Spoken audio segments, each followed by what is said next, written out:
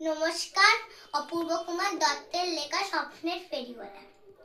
এক ফেরিওয়ালা হাঁক দিয়ে যায় পথে পথে শুধু ঘুরে, ডেকে বলে কেউ রোদ নেবে নাকি, বেরিয়েছি সেই ভোরে।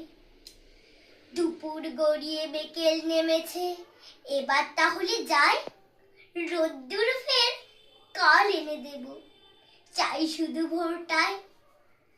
এক ফেরিওয়ালা রাতে নামলেই একা শুধু পথ চলে, ডেকে বলে নেবে জোছনার রং, পাতায় পড়েছে গলে।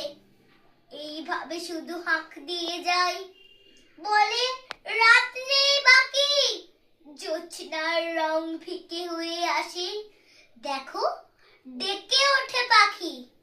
স্বপ্নের দুই ফেরিওয়ালা তারা, দুজনে কোথায় থাকে, সন্ধ্যায় ভোরে ডাক দিয়ে শুধু আলো দিয়ে ছবি আঁকে।